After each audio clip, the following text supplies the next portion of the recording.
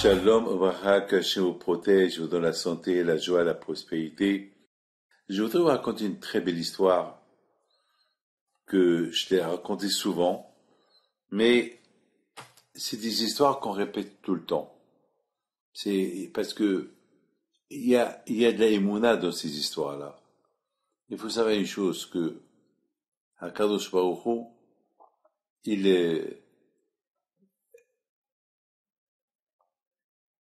il peut aider chacun. Beaucoup des fois, on arrive dans des situations terribles. Et avec des histoires qu'on a entendues ou qu'on a connues, alors on prie Hachem de faire de même pour nous. Vous savez, mes amis, une fois mon père, il voyageait lorsqu'il a quitté le Maroc pour aller en Israël. Il a fait sa Aliyah. Et voilà, dans la queue, mon père, il ouvre sa petite valise verte. Il avait là-bas un peu d'argent et il fait la Aliyah. Il a pris un peu de l'or, un peu de bijoux pour mes 4 sœurs, pour leur mariage. C'est normal. Au Maroc, on a coutume de donner à le hatan et la kala des cadeaux. La semaine, c'est 7 bracelets pour les filles. Et voilà, mon père devait ouvrir la valise, prendre des passeports, parce qu'il fallait présenter les passeports.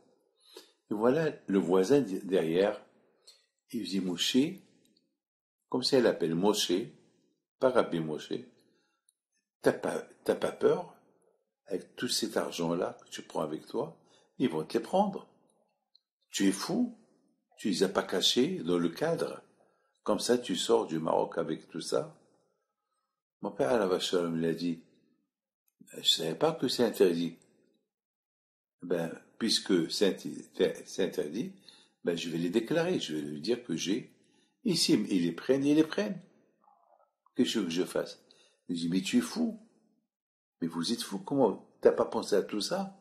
Alors, à cause de toi, l'avion va retarder parce que ils vont te prendre de côté, ils vont te fouiller si tu as pas plus.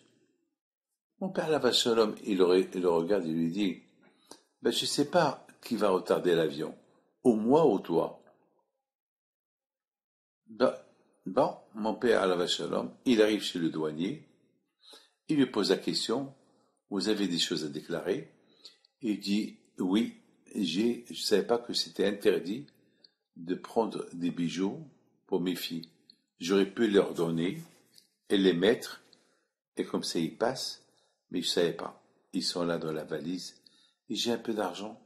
Je vais en Israël, au moins pour débuter ma vie. Voilà.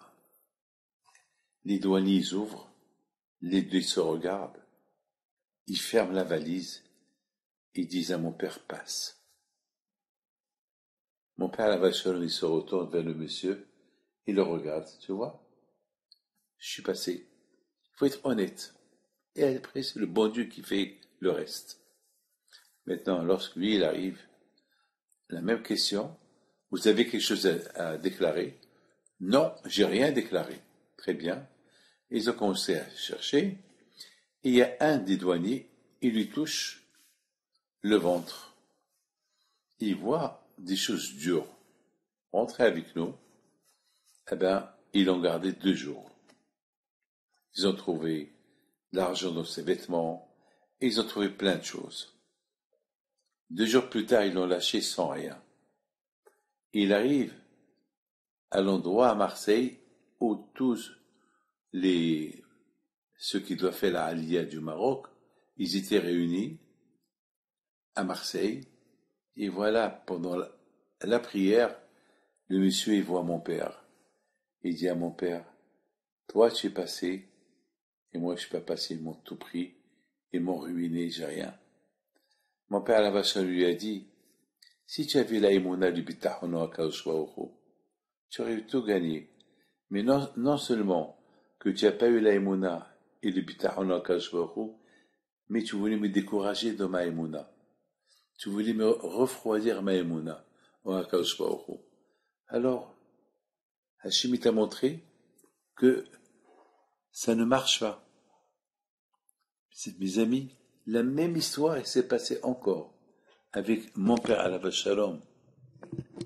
Et tout le temps, on a écouté des histoires comme ça, avec l'émouna qu'il avait mon père.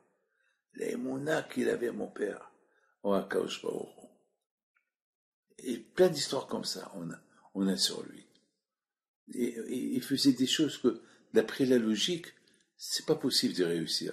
Mais il avait l'émouna. Que son zéro soit avec vous. Amen. Karason.